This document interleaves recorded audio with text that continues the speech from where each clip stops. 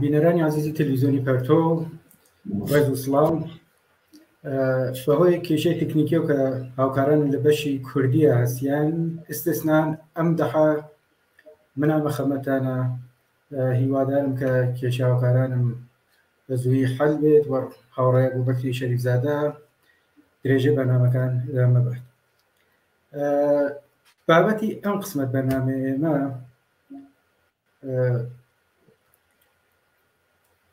لەسەر هێرشی کۆمەڵ ئیسلامی بۆ سەر ئۆپۆزیسیۆن لە خاکی کوردستان عێراقە. داوەتم کردە لە هاوڕێی سەعیدی یەگانە ئەندامی کۆمیتەی کوردستانی حەزبی کۆمونیستی کارگەری حکومەتیست تا لەسەر مەوزوعە بەیەکە وتوێژێکمان بێ. هاوڕێی سەعید زۆر بەخێر بێن بۆ ئەم بەشی بەرنامەمە. زۆر سپاسانەکەم هەروە سڵام هەیە بۆ ئێوە و بۆ بینەرانی تەلەڤیزیۆنی فەرتۆ. فەرموو لە خەم بتەم. سپاس. هاوڕێی هەروە کە ئەزانن هێرش کۆمەڵ جمهوری ئیسلامی بۆ سەر ئۆپۆزیسیۆن جار ئەوەڵ و دووەم نییە، هەمیشە بوو بە بەردەوامە. جیاوازی ئەم دەحە لە ڕوانگەیەوە چەست؟ بەڵێ هەروە کە جەنابیشتان ئەشارەت پێ کرد، ئەمە ئەوەڵجان نییە خۆ جمهوری ئیسلامی لە 30 ساڵە گوزشتە بارها حمڵەی کردبوو بە مەقەڕی ئەحزابی ئۆپۆزیسیۆن ئێرانی، حزابی بە ئیسڵاح کورد لە کوردستانی عێراقا. جگەدەوە ئەم حمڵاتە وەحشیانە، توپباران، بۆمباران و مەجموعی ئەمانە کە حتمما بینەکانی تەلەڤیزیۆنی پەرتۆ ئاگادارن 3 ساڵەوە پێش حمڵەیان کرد بە مەقەڕی هەردوو حزبی دموکرات، تعدادێدا پێشمەرکانیان گیانیان لەدەستاوە، حتا تعدادێکدا مردمی کە ساکنی ئێنن بەرحاڵ ئەوانیش دەتمەیان دی و علاوە بەرەوە کە جمهوری ئیسلامی لە 30 ساڵە گوزشتە بەرها فعالینی ئۆپۆزیسیۆن یا فعالینی سیاسی و مەدەنیدا شاری بە ئیسڵاح سلێمانی و بەرحاڵ شارەکانی کوردستانی عێراق ترۆری کردووە. هەروایش کە تۆ ئیشارەت پێ کرد ئەم ئەوەڵجار نییە، مەسائلەت ئەم حمڵاتە مرتب تکراروەتەوە. شتێک منتهاکە ئەوەز بووگە بەنظرم شرایەتی جدیدە کە هەم لە ئێران و هەم لە منطقە بەوە جوهاتوە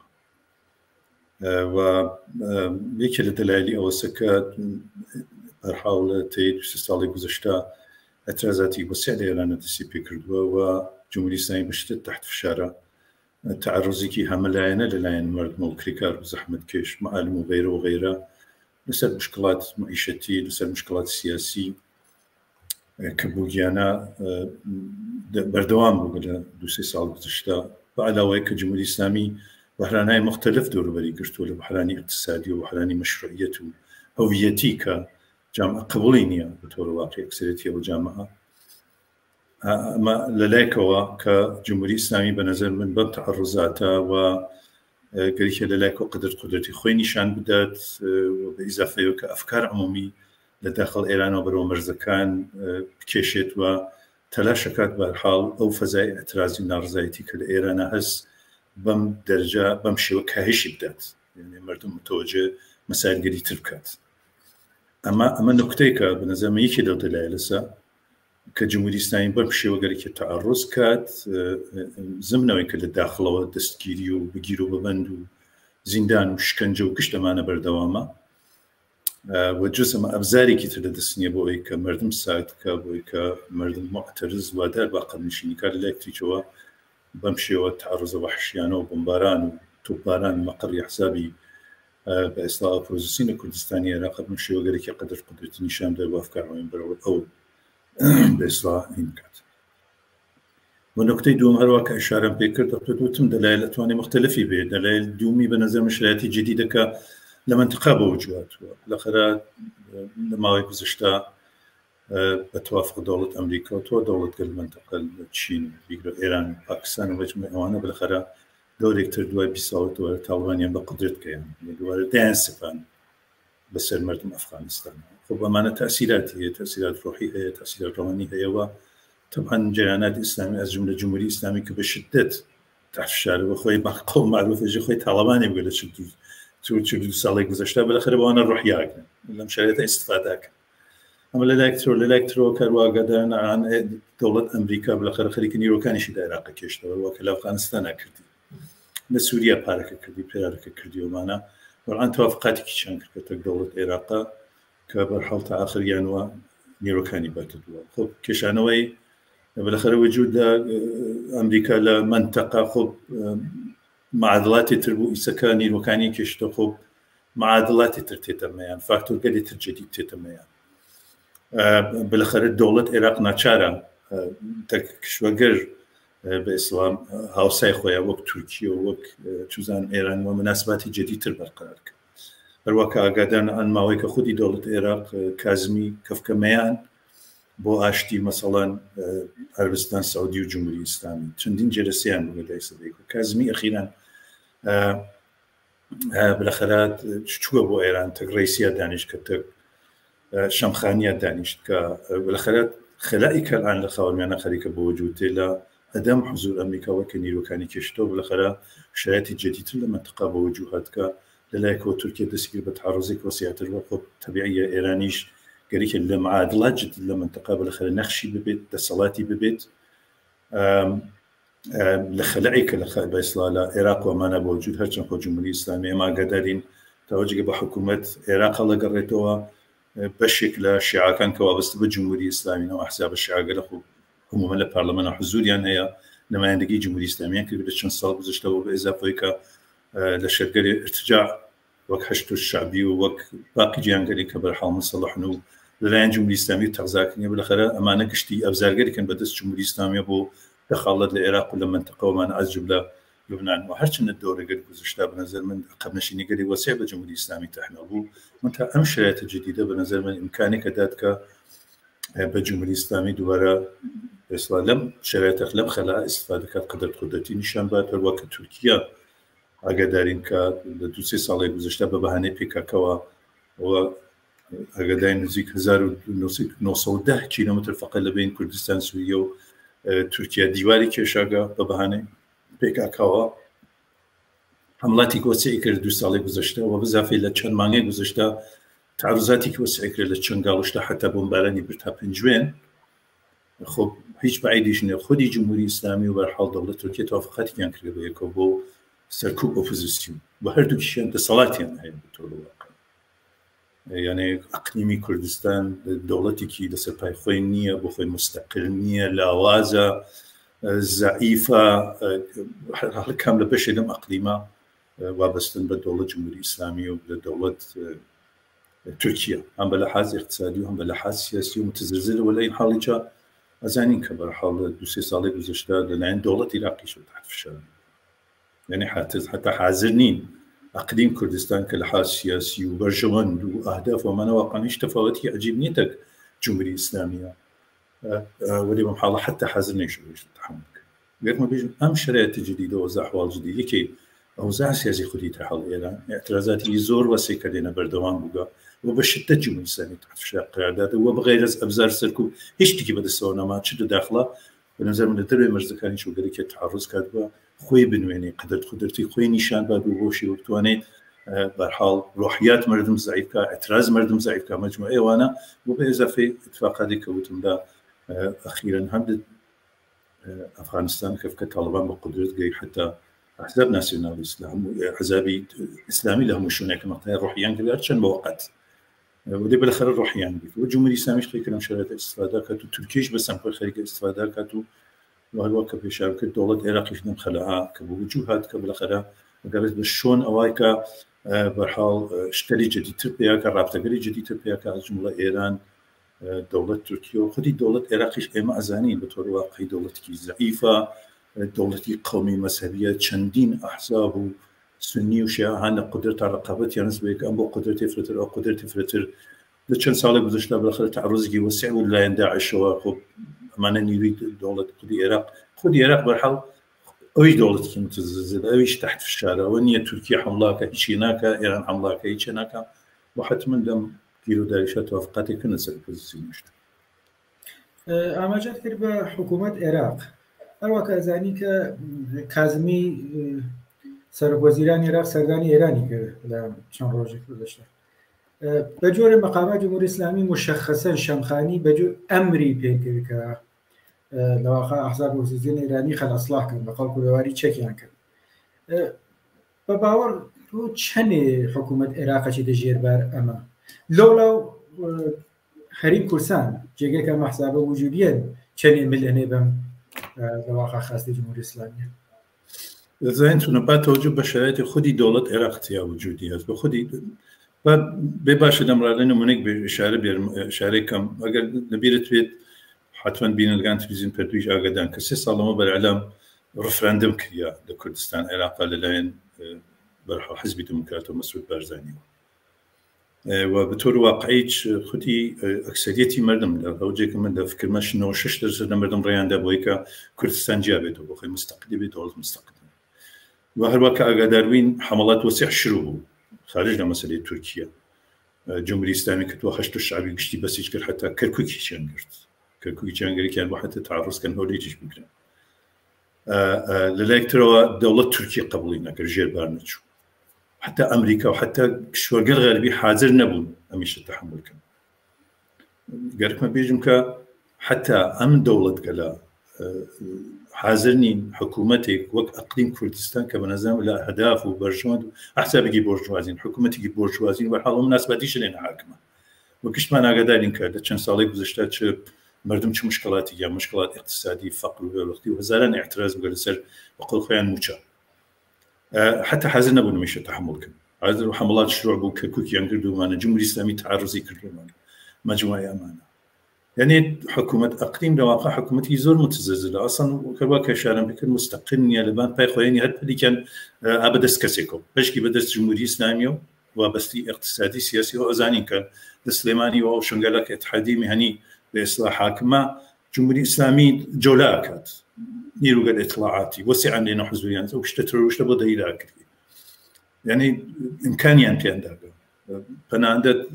خوي فأنا بربا كردستان عراق ولا زندان سقزا بدري شو دوتسي تحويل جمهورية إسلامية دواء إعدامية ده الصلاة يعني الزور يعني جاي بالسريانة نتنيا بأوبوزيسيون حتى بخويتشان كحزق زور بس خويتشان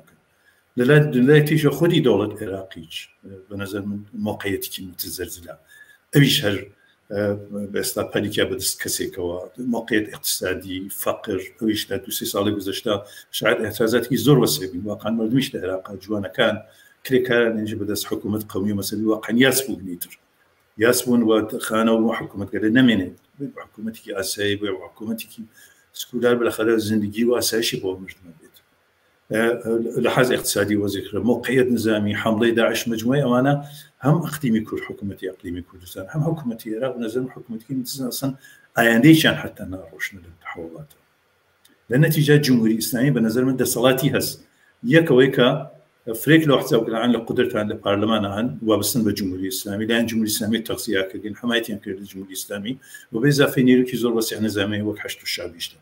لم لا أقليم كردستاني شروا بوشيوا أويش الفلكي هرباش المهابة دستقل دولة تركيا وانيا نيمي لخال كردستان عراقي أشغال كالدنيا درناي بحاز اقتصادي وابستن ناويرن توانيانيا بالحاز نسامية وإمكان بربركانين وجمهورية إسلاميش بو معنى لنتيجة خودي أم تعرضات كجمهورية إسلامية كاللايكو تركيا بنظر من إمكانه ويك الزخت زور بسر أوبوزيسيون إيرانية ما أحزابك عيسى بارها مقراتيا مور تعرض كريا قبل حطوا بارن كريا قومان حتى طلفات شندا قومان أم تعرض زفرة ربطوا كان ما وين دوسي ما كلا دوسي مور ترور بقى يعني أتوانا أمانة وادا كان أتوانا بندو بس كان وأقليمي كردستان بدليل حفظي موقعيتي خوي حتى بوجورك عيسى ولا حاز اقتصادي ولا حاز سياسي وتواني بصرف حدا بمجوري شب مينتوا بنظر ما هيش بعيد نين أمانة بدن أولنيا نشيوان بارزاني شو ومراسم تحليف رئيسي شو وين وتي إما هينين إما مربوطين بانقلاب إسلامي يعني جزء لا بشي كنا انقلاب إسلامي يعني شيء يعني إما تكتانا توافق ما نسخ معلومة صوزية جهرد الخاصيتين بحتما توافقيتها كين وأبو أقدري بين عندكاني دوسي صالون بالرسم لما حسابه إمزاج سنجكا لما رزقاني إصلاح كردستاني العراق نايب شنراو إصلاح كردستاني العراق عمليات نظامية هشتكي بصورتك بالآخر ما حسابه حق يانس بهالشيء وكأخوان قالك أنا تعيني كان فعاليات كان نظامي كان غير نظامي كان فعاليات مدني كان يعرش كتير اللي قالك ما بيجم قبلا أمزخت الزورة وحتى سال جزيشتيج دولة جمهورية إسلامية رسما لبرلمان عراقي خاص بإصلاح تكليف ما حسب الروشنو كنوخ الإصلاح يمكن وإيسا بالنسبة من هل وكا إشارة بكر بدليل شرايتك جديد هم ليران لما تقابل جوام شاقر خليك فرتر بيته وهيج بعيدني بالنسبة من أمانة تحملك هم بدولة العراق هيج بعيد حتما كازمي من سلامة رح يكريا هرچند سفر كازمي بالنسبة من باش يلقى وموقعتي خدي عراق ورابطة كشور قال لما منطقة هل وكا إشارة بكر جمهورية إسلامية وعالم إسلام كأخيرا مذاكرات كان بك أما بشو بدي قطعا كده درخواست دل هم شمخاني هم رئيسي ولكا برحال هيج نبيت هم أحزاب الدورة كانوا لنقاط مرزي شو بالآخر الجمهورية الإسلامية زاني حضور أماننا بيتبايسوا بشنا وبالآخر ارتباطات ديانز بتور واقعين بدرجة كيش معنا نفوز يعني استدنا كيش تمانا نقرأ كنا دز بالجمهورية الإسلامي بعد توجب موقعيتك لإيران هسي بشدة تحت في الشارع تيجي شيء بنازع اعتراضات مرتو بنزل منكم شيء وقالك يا جمهورية الإسلامية خد داري بارخوي سوق وكاتوا وأفكار عمومي برو نزل من دروي مرز كان إيران قريوا هيج بعيديش نيا بعد توجب ويك أقرن شني كأمريكا كردية بنزل من دوار أوزع دوار داعش تعرض كا مشي كده فاكتور جلسة لا بشريات خلاء استفادة الجمهورية الإسلامية بهاني داعش وعنا هشتو الشعب يشتدرس كدوارا حضور بإصلاح وسع رفعات البياك على المنطقة طبعا ما نكشتي بزر أوبوزيسيونا بزر إيمز بزر جنبش عزادي خاية هم لكردستان العراق هم لكردستان إيران وده سلاسل بنظر من هو درجة جمهورية الإسلامية تعرض كات خب كشتي تزركات هو درجة جمهورية الإسلامية قبل نشيني كأروك إيران أمشي صلاة شهيدي بقين طبعا بنف جنبش كمان وبنف كريكال وبنف زحمة كيش وبنف برحال كلي وجنبش عزادي خاصة لما تقوي جوديها وبإضافة يكوتهم بالآخر مسألة أفغانستان شفاكتوري جديد ترى بنظر من إمكان ذات كمان الروحية بقرن نتنيا جمهورية الإسلامية بقول مو جرياني كي ارتجاعي ولا كردستان العراق زور شانازي بيكن كطالبان ده بإصلاح أفغانستان كي قدرة هي خوان زمان في بإصلاح حكومة الله وحكومة خوا ولا قدرة كي كفو يمشوا روانا كي مصنع كل حتى بر أسلا باش يعني كأرزو يعني كردستان العراقي حكومته وطالبان وهيك طالما قدرتي كده سكون نقول أحزاب إسلامية قال الكردستان العراق وتي مش عارز وكن حكومة كمان بكردستان أبيد وحكومتك إسلامي أما نشوش كريك الجمهورية الإسلامية توصل قلب وزشتات تعقيبك أم هلال الشيعة حتما أقدرني تلك راح لا شيء كذا بس الشيعة قري حتى لكردستان العراق بدري كردستان العراق برو مناطق شيعة نشين العراق كرستريش بيبدأ بولي خرج كذا إمكاناتي داقة ويك دنيا وكشت مردم دميرانا كشت مردم دبرسي ودبختي وكاري خلينا نمرن وكشت إمكانات ده اختيار أم كيانات شيعة لكردستان العراق ودبري كردستان العراق هذا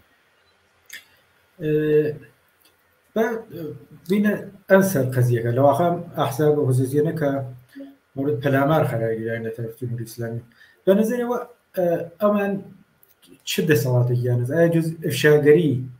چکاری لدەستیان بردی و ئیشە چکارێک بکەن داوچی بۆ ئۆپۆزیسیۆن هەڵەگەڕێتەوە خۆب بوتم لە توور ساڵ گوزەشتە جمهوری ئیسلامی تەلاش خۆی کردەوە واقعاً هەم بە ترۆر هەم بە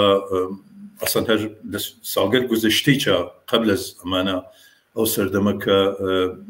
ئێمەیش لە کوردستانە بووین و مەقەڕاتمان بوو ئەمانە کۆمەڵاوین و حیزب کۆمونیست ئێران بەرها لەوانەیەکی جمهوری ئیسلامی تەعەڕوزی کرد و مبارانی کرد و ئەمانە منتها خۆب هیچ کام لەمانە نەیتوانی بە تۆر واقعی بەسڵا بەر بە فعالیەتی ئۆپۆزیسیۆن بگری یعنی جمهوری ئیسلامی هێشتا ئەوەنە دەسەڵاتی پێیان نەکردگا على رغم توتا أو بندوبست وفشل لسر أقليم وإتحادي مهني وأنا كبرحال بربى فعاليتي وبوزيسي مجرين خوش بختان ده اسم موافق نوجا بنظر من دلائل مختلفة هي بالآخر توجه بخدي إيران هلا قريتوها خدي جمهورية إسلامية تحت الشارع مردم نفرتي أنا سيد شو كردستان شو الخارج لكردستان والرأسي كي توجه بمردم كردستان عراقي شاء الله قريتوه الخش كان جمهورية إسلامية يعني منظور مواسط تفاوت بين مردم مردم كردستان العراق فعالين سياسي تولان بنيامقل آزادي خواز حتى بنيامقل عادي تك حكومة أقليمة أما أنا بالآخرة منافع قليك يعني تك دولة تركيا تك دولة إيران ومعلوم ليش مقالك حتى من كوتاتين بزرر جنب الشكاية إما بزرر المردم بزرر كريكار وزحمة كيش تمانا هس منتهى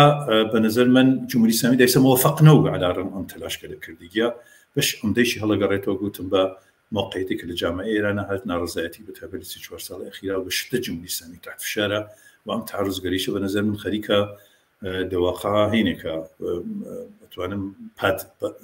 مقاومتك لبرابر موازيته بمشي واكر وأشار في قريكيا برحال أقبنشني بمرد موادرك منتهى بنظر من موافقنا بي منتهى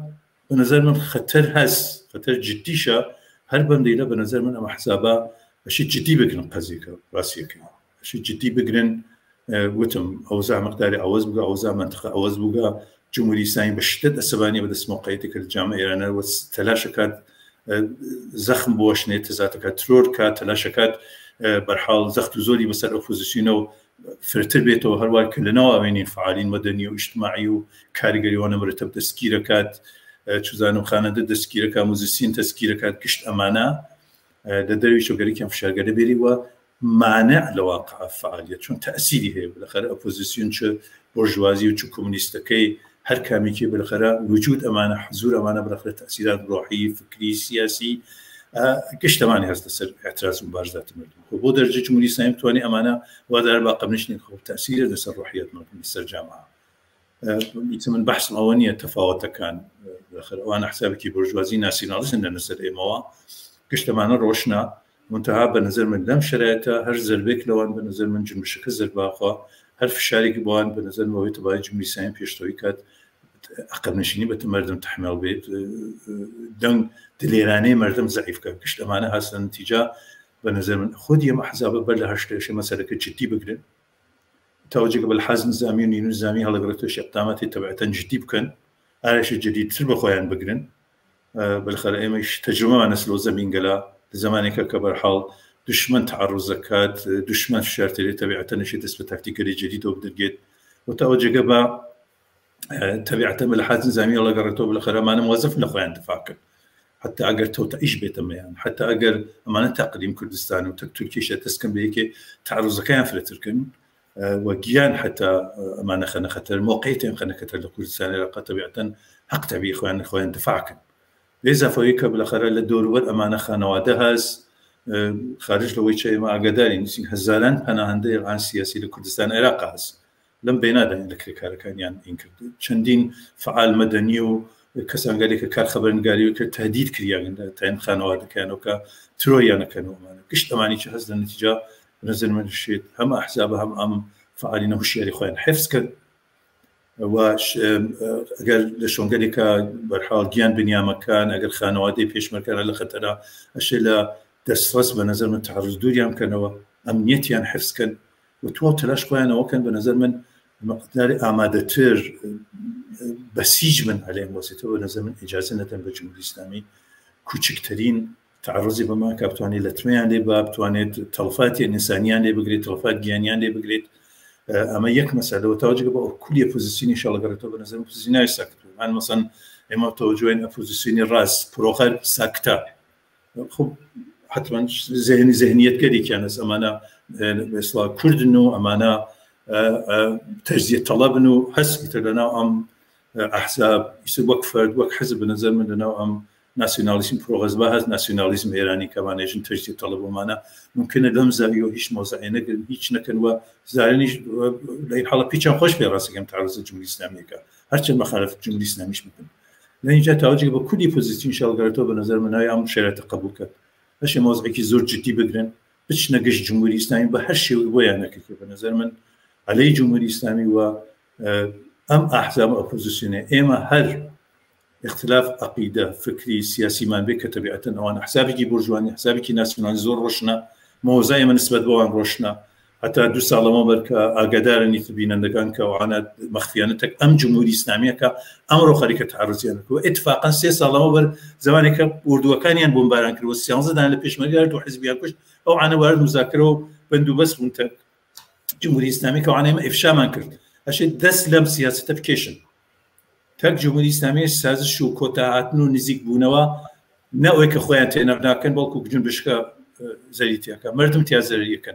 يمرو بحر وسيلة بحر إمكانك بنظر مشي على جمهورية إسلامية بشي لكن نارا كمردم خليك تعرض كان اعتراض كان نفرت روج برج وسي على جمهورية إسلامية فتروي كل يفوزين شو برجوازي شو كومونيزم نظر من ئەشێ تەلاشکەن فرەتە جمهوری ئیسلامی زعیفکەن ئەرغم هەر اختلافاتی کەس هەر بۆیە ئێمە هەر ئیمڕۆ ئێرلایەمێکماندا وەک حزب حکومەتیست تکمانە هەر اختلافێکمان هەستێکمە حسابە بە جێگە خۆی منتها جمهوری ئیسلامی حەقی نییە ئەشێ تعرض کرد ئەلێ جمهوری ئیسلامی ئەشێ بەرپەرچی بدرگێتەوە ئەشێ مانە ئیجاد کرد ئەم ئەحزابە لە کوردستانی عێراق کە مستەقرن حق تەبیعی خۆیانە فعالیت نظامیەکەن مەدەنیەکەن سیاسیەکەن هەرچیکەن ئەمر خۆیانە ئەشێ بیکەن ئەشێ ئیمکانیان بیکەن و نە دەوڵەت عێراق نە دەوڵەت ئەقلیم کوردستان حەقیانی ئیجازیانی بەر بە فعالیت ئەوانە بگرن هەر مناسبەتێکیان سەر دەوڵەت تورکیا و تەک جمهوری ئیسلامیە ئەمر خۆیانە بە لەحاز اقتصادی و بە لەحاز سیاسی و هەر شتێکی وەلی ناوی ئیجازە بدەرگی ئەمانە دەستدرێژیکەن بە مەحزابەوە ناوی ئیجازە بدەرگی نە دەوڵەت عێراقنا ئەقلیم کوردستان لە این حاڵە بە نەزەر من هەم مردمی کوردستانی ئێران هەم مردمی کوردستانی عێراق ئەشێ هەوشیار بن بە نەزەر من ئێمە فراخانمانەوەسە بۆ مردم کەم شرایطەوە زەحواڵە قبول نەکەن بزانن کە جمهوری ئیسلامی لە نهایەت لاوازی و لە نهایەت فشاری کە بەسەریەوە هەست لایەن اعتراض و ناڕزایەتی و نفرەت مردمە لە جامعە ئێرانە خەریکە دەستمە جەنایەتگەراکە دەستمە تەحەڕزەکان لە نێچێ مردمەشی بەرپەرچیان دێنەوە هوشیار بن وە بەنظر من ئیجازە نەدەمە کە جمهوری ئیسلامی بەزیاتر دەستی دێژەکەوت و پادێژۆکاتەوە لەسەر ئەو پۆزیسیۆن لە حاڵە خودی پۆزیسیۆنەکان بە نظر منشی هوشیارە خۆیان حوزکەن و هەر ئێقدامێک وەی کە بەرمان تەعەڕزە بگرێت ئەم ئیمکانە لە جمهوری ئیسلامی سێنێت تەڵفاتیان لێ بگرێت زانم ترۆر کاتمە جوانە شەمانەی لێ بسنگێت و لەم زمینە بە نظر من خودی و حسابیشە لازمە خاوکاریگەریان بێ بەیەکە بۆی کە ئەمنیەت خۆیان فرەتر حفظکە. سپاس لێوە هاوڕێسایی من پێم خۆش بوو کە لە مورد ئیطلاعیکە کەنەکەداگیر لە موردی قسەکەین بەلێ بەداخۆ وەخت بەرنامەکە من توا بوو مەمنونم کە شرکەتان کرد. زۆر سپاس دەکەم هەروە مەمنونم کە فرستان لە اختیارم نەدانا. وەختان بینەرانی عەزیز سپاس لێوەش کە تام لەحسەت لەگەڵێ مابوون لە درێژی بەرنامەکان هاتینە بەلاتان وەختان بەخێر.